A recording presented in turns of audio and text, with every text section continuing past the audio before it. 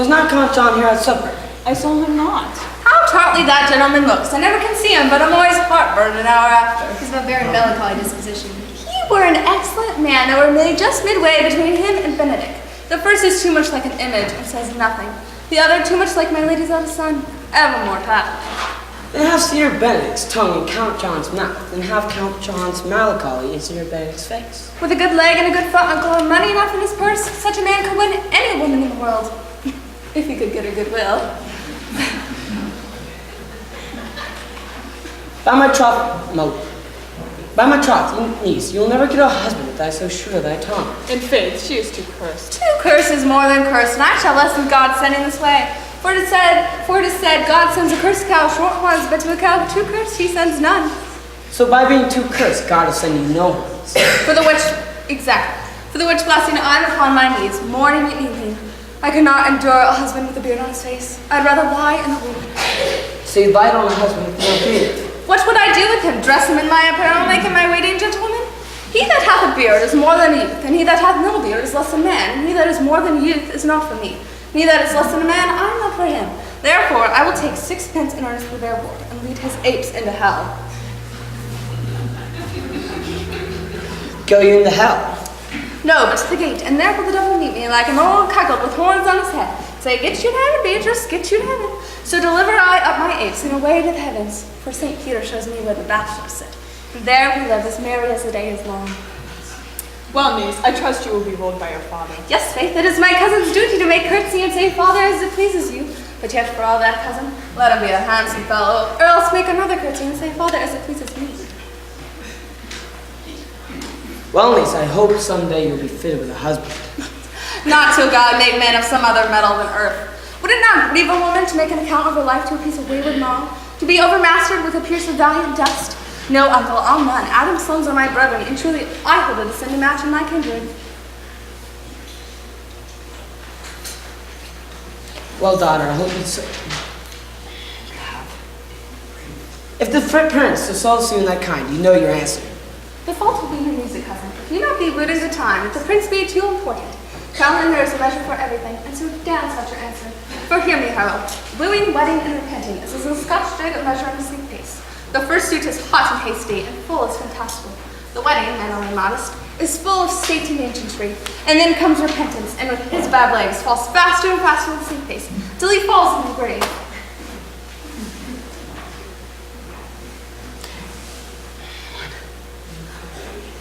You apprehend passing shrewdly. I have a good eye, uncle. I can see a church by daylight. The revelers are entering. Make good room.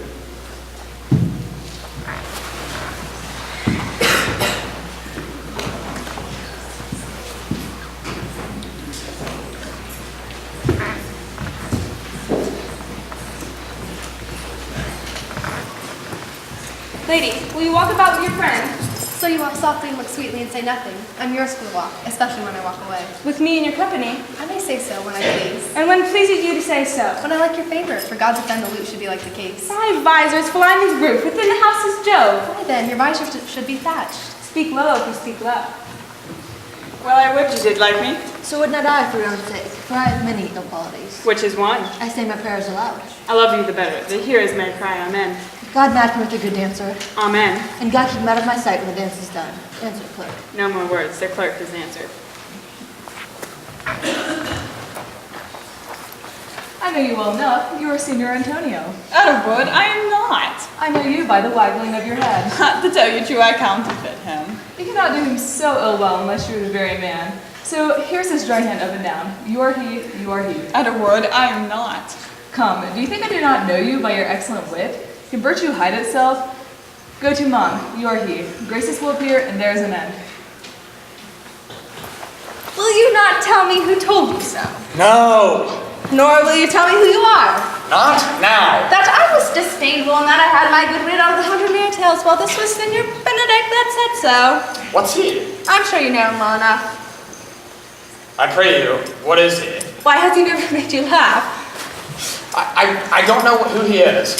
Why, he is the prince's jester, very doleful at that. His only gift is in devising impossible slanders. None but libertines delight in him, and the commendation is not in his wit, but in his villainy. where he both pleases men and angers them. They laugh at him, and then they beat him. I am sure he's dancing. I could have sworn he would have trampled me by now.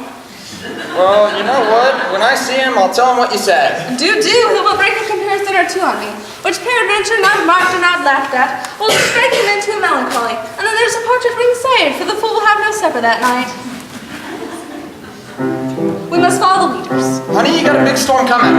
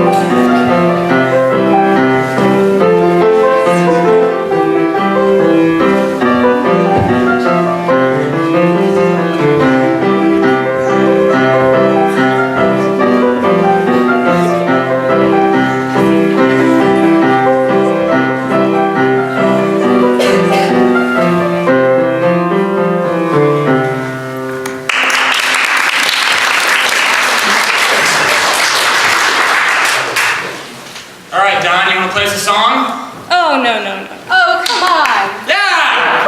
Well, if I can get a band, maybe.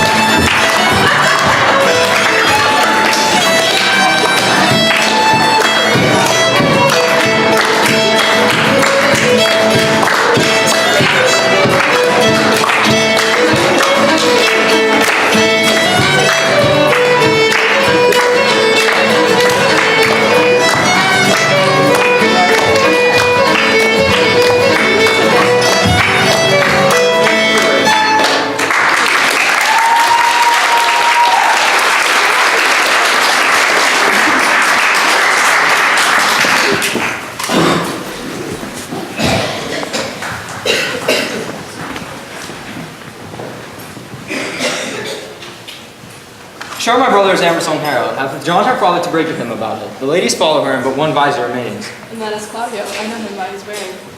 Are not you, Signor Benedict? You know me well. I am he. You are very near my brother in his love. He's enamored on Harrow. I pray you dissuade him from her. She is no equal for his birth.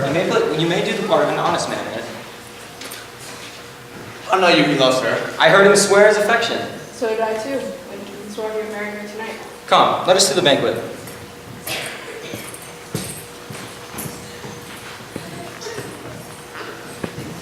Thus answer I in the name of Benedict. Hear these ill news with the ears of Claudio. Certain so the prince rules for himself. Friendship is constant in all other things, save in the office and affairs of love. Therefore, all hearts in love use your own tongue. Let every eye negotiate for itself and trust no agent, for beauty is a witch, against whose charms faith melteth into blood. This is an accident of hourly proof, which I must trust it not. Farewell, therefore, Harrow. Claudio! Yea, the same. Oh, come. Will you go with me? Whither? Even to the next willow about your own business, County. What fashion will you wear the garland of? About your neck like a noosier's chain, or under your arm like a lieutenant's scarf? You must wear it one way, boyo, for the prince hath got your hair out. I wish him joy of her. Why, that's spoken like an honest drovier. Still they sell bullocks. But do you think the prince would have served you thus? I pray you, leave me. Ho ho! Now you strike like the blind man. 'Twas the boy that stole your meat, and now you'll beat the post. If it will not be, I will leave you. Alas, poor herd fowl, now he will creep into sedges. But that my lady Beatrice should know me and not know me, the prince's fool, ha! And maybe I go under that title because I am married. Yea, but I am so apt to do myself wrong, I am not so reputed. It is the base, though bitter disposition of Beatrice that puts the whole world into her person and so gives me out. Well, I'll be revenged as I may.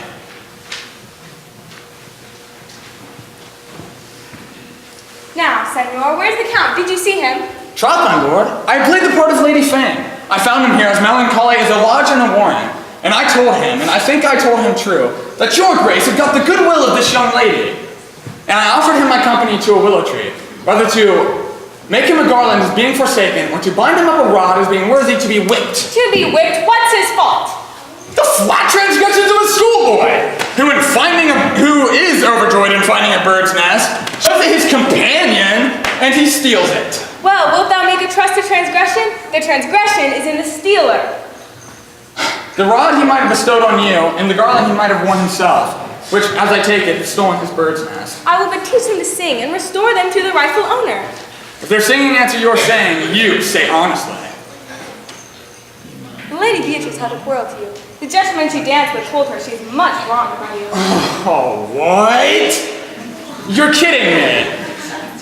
She misused me past the entrance of a block. An oak but with one green leaf on it would have answered her. My very vice began to assume life and scold with her. She told me, not thinking I had been myself, but the prince's jester, that I was duller than a great thaw, had only jest upon jest with such impossible conveyance, that I stood like a man of the mark with the whole army shooting at me. She speaks poniards, and every word stabs. And if her breath were as bad as her terminations, there would be none living near her. She would infect to the North Star. She would have made Hercules turn spit, yea, and cleft the club to make the fire too. Come, talk not of her. You will find her an infernal ache in good apparel. I would to God some collar would sconger her. For certain, while she is alive, help me out here.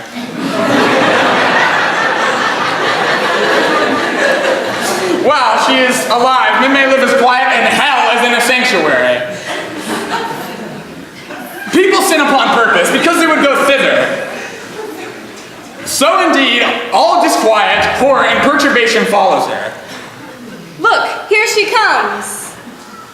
Oh, no.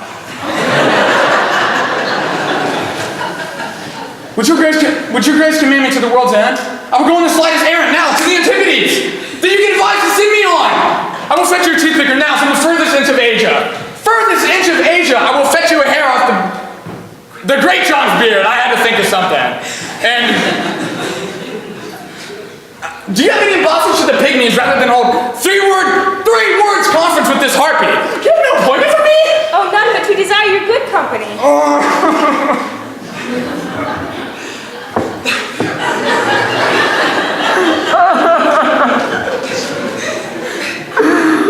Even this I love not.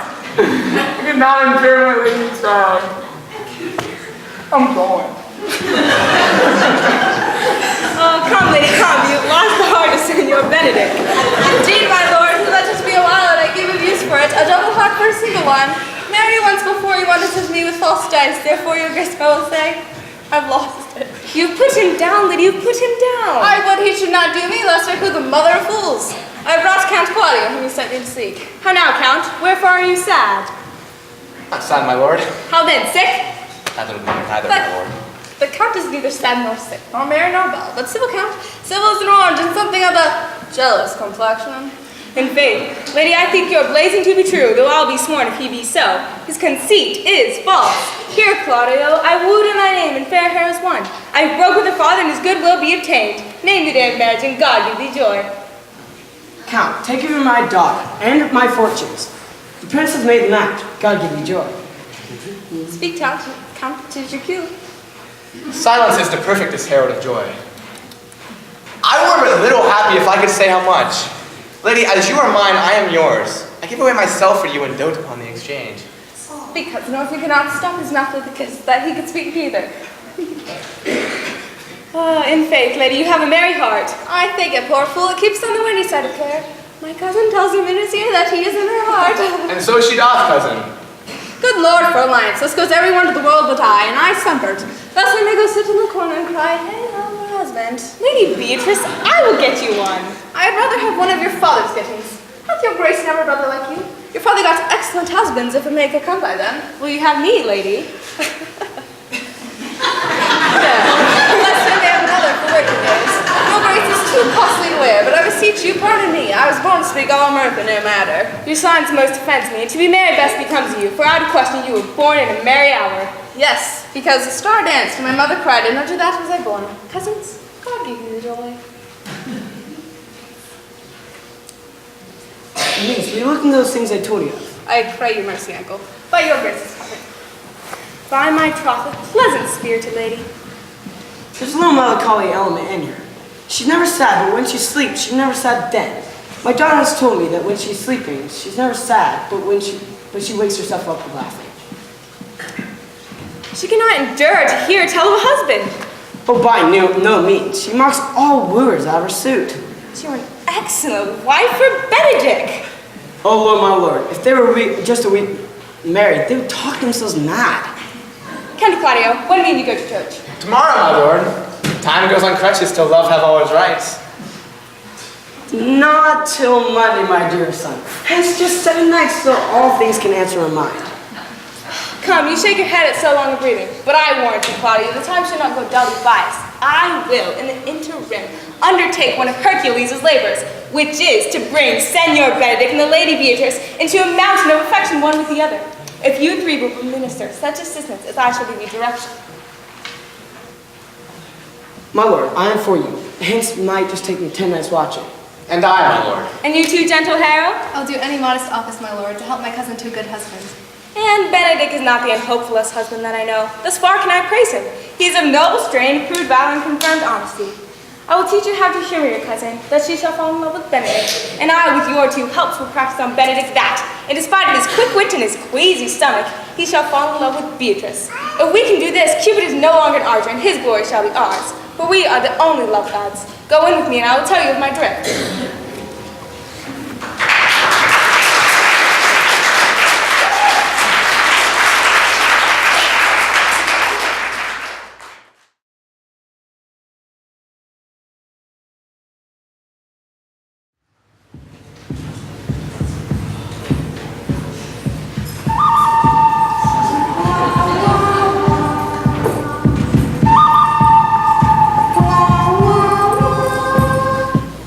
It is so that Count Claudio should marry the daughter of Leonardo. Yea, my lord, but I can cross it. Any bar, any cross, any impediment will be medicinable to me. I am sick and displeasure to him, and whatsoever comes athwart, his affection ranges evenly with mine. How canst thou cross this marriage? Not honestly, my lord, but so covertly that no dishonesty shall appear in me. Show me briefly how. I think I told your lordship a year since how much I am in the favor of Margaret, the waiting gentlewoman to Harrow. I remember.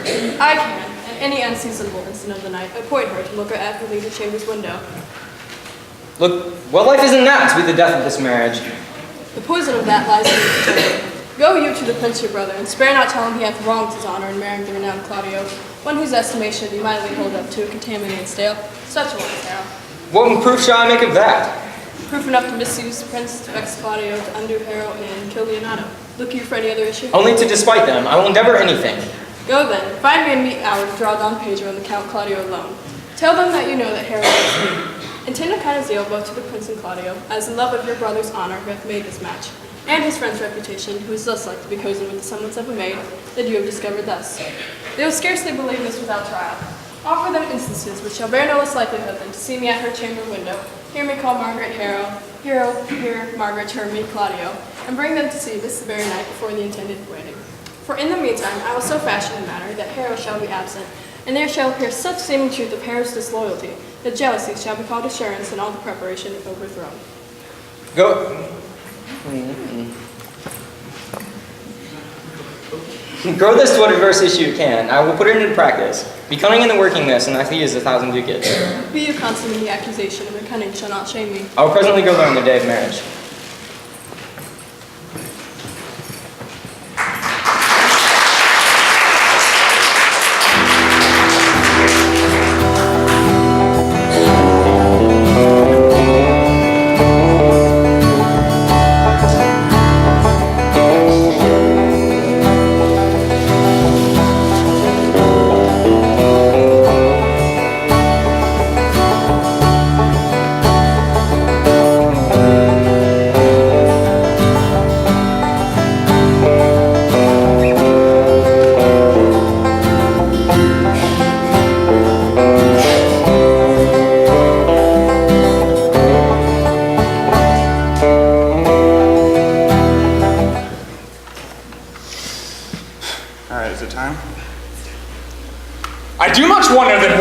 Seeing how much another man is a fool when he dedicates his behaviors to love, will, after laughing at such follies in others, become the argument of his own scorn by failing in love. And such a man is Claudio. I have known him when there was no music but the drum and the fife, and now he would rather hear the tabor and the pipe. I have known him when he would walk 10 miles afoot to see a good armor, but now he would rather lie 10 nights awake, carving the fashion of a new doublet. He was wont to speak plain and to the purpose, like an honest man and a soldier, but now he has turned orthography. His words are a very fantastical banquet, just so many strange dishes. May I be so converted to see with these eyes?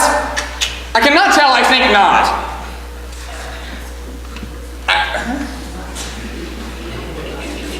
I will not be sworn, but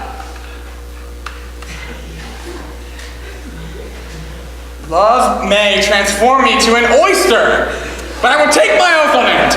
Until love hath transformed me to an oyster, he will not make me such a fool. A woman is a woman is fair, yet I'm well. Another is virtuous, yet I'm well. Another wise, yet I'm well. Till all graces be in one woman, she shall not come in my grace. Rich she shall be, that's certain. Wise, or I'll none. Virtuous, or I'll never cheapen her. Mild, or come not near me. Noble, or not I for an angel of good discourse. An excellent musician, and her hair should be of what color it please God. Ha ha ha, ha ha ha. Prince and Monsieur Love, I will hide myself in the arbor.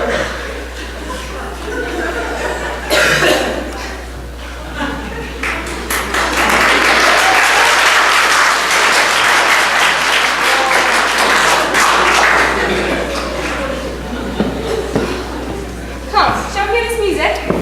Hey, my good lord, how still the evening is, as hushed on purpose to grace harmony. See, you were Benedict hath kept himself. Oh, very well, my lord. The music ended. We'll fit the kid Foss with a pennyworth. Come, Balthazar, we'll hear that song again. Oh, good, my lord. Taft's not so a bad voice. Just land the music any more than once. Is the witness still of excellency to put strange face on his own perfection? I pray thee sing, and let me woo no more. Because you talk of wooing, I will sing. Since many a word doth commence his suit, he thinks not worthy, yet he woos. Yet will he swear he loves? I pray thee sing, or if thou wilt longer argument, do it to notes. Note this before my notes. There is not a note of mine worth the noting. Why, these are very whimsies that he speaks. Notes, forsooth, and nothing. Now divine air, now is his soul ravished. Is it not strange that sheep's guts should hail souls out of men's bodies? Well, it warrants for my money when all is done.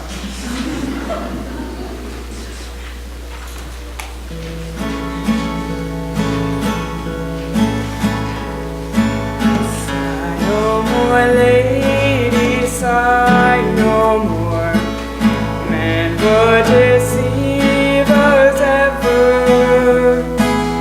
One foot in sea and one on shore. To one thing constant never.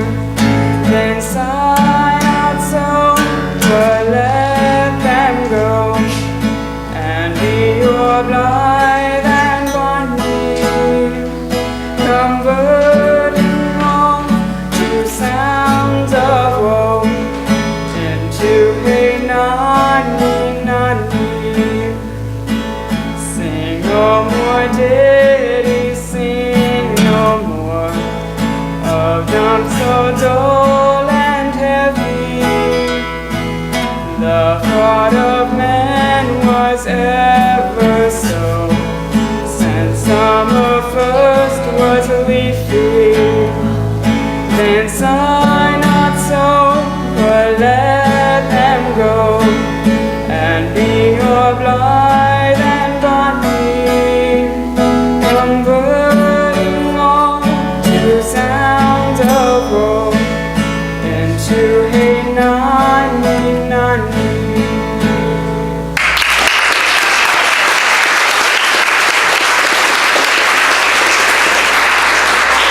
I might talk a good song. And an ill singer, my lord. No, Faith, thou singest well enough for a shift.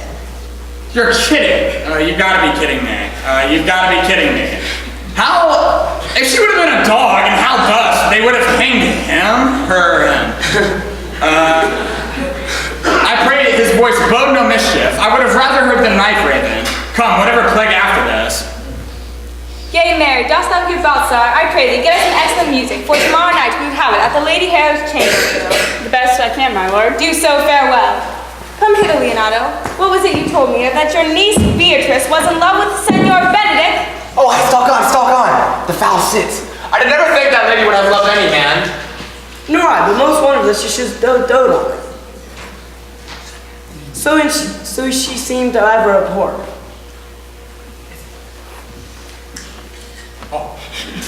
Is it possible the one that sits in that corner?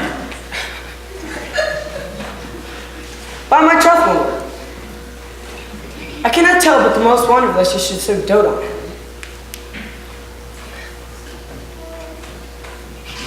Maybe she doth but counterfeit. Faith, like enough. Oh God, counterfeit. Never came counterfeit the life of passion as she discovers it. Why, what effects of passion shows she?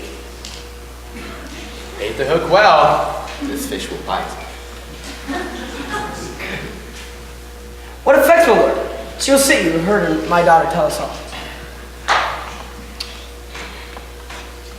So she did indeed. How, pray you? You amaze me. I would have thought her spirit had been invincible against all assaults of her affection. I would have sworn I had. Definitely against Senor Benedict. I should think this is a gull, but that Santa speaks it? Knavery cannot hide itself in such reverence. Yeah, taking the infection. Hold it up. Has she made her affection known to Benedict? No, swear she will never will. That's her torment. And then down upon her knees, she falls, weeps, beats her heart, tears her hair, prays, curses, oh sweet Benedict, God give me patience!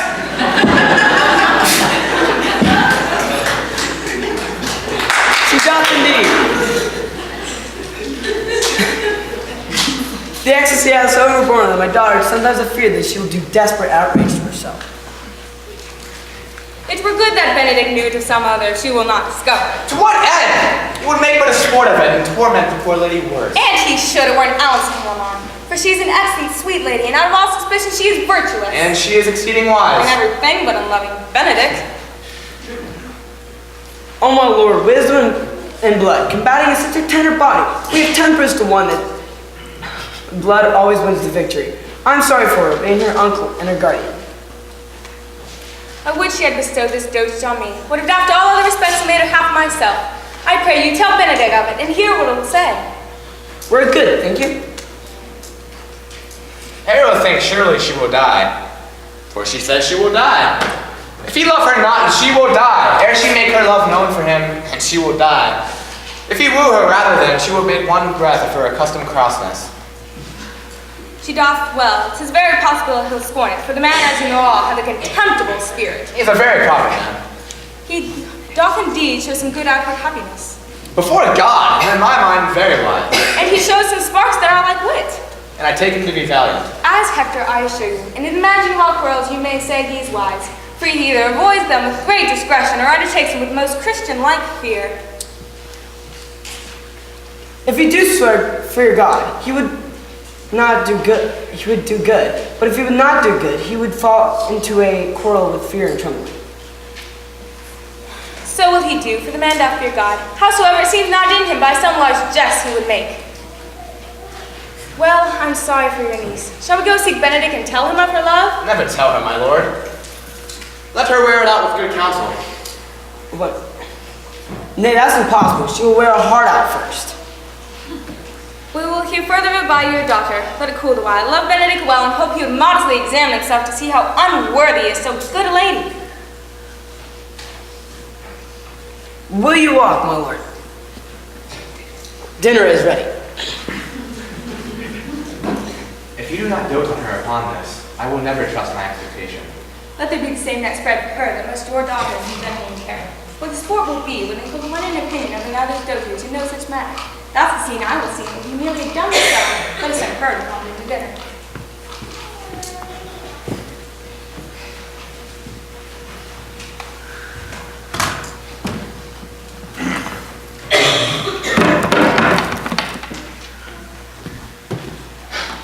This can be no trick.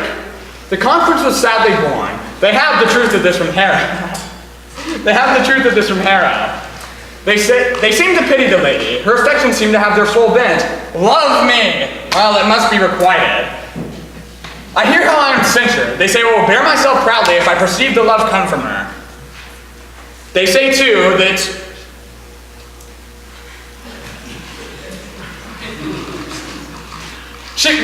that she would rather die than show any sign of affection. I didn't ever think to marry. I must not seem proud, that's for sure.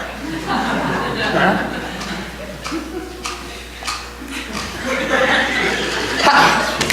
Happy are they that hear the detractions and can put them to mending. They say the lady is fair, 'tis the truth, I can bear them witness. And virtuous, I cannot reprove it. And wise, but for loving me is no addition to her wit. As you can all tell. And no great argument of her folly. I may chance have some odd quirks, is it quirks? I may chance have some odd quirks of remnant, odd quirks of wit, odd quirks of wit and remnant, and odd quirks of wit, odd remnants of quirk and wit broken on me.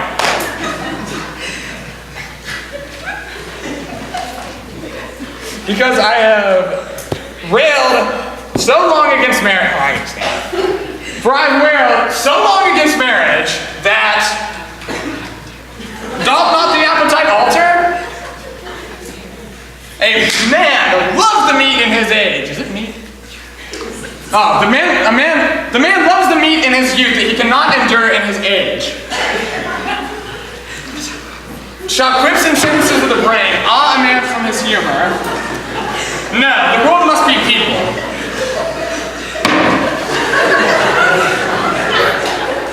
When I said I would die a bachelor, I did not think I would live to be married.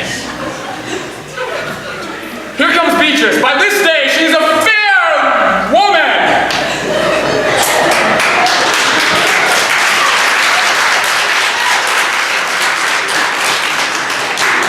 Against my will, I was sent to bid you come to dinner. Oh, Beatrice, thank you for your pains. I took no more pains for those things than you took pains to thank me. If it had been painful, I would not have come. Did you invite me to dinner? I can't remember. Oh, you take pleasure then in this message? Yea, just so much as you may take upon a knife and choke a bird with it. You have no stomach, so you're very well. I'll see ya. I'm losing her. All right, give me a chance here. Oh, yeah. Against my will, I am bid to send you come to dinner. There's a double meaning in that. I do, oh yeah, it pains me no more to bring you to dinner than, thinking me. Any pains I take for you is as easy as thanks. If I do not take pity on her, I am a villain.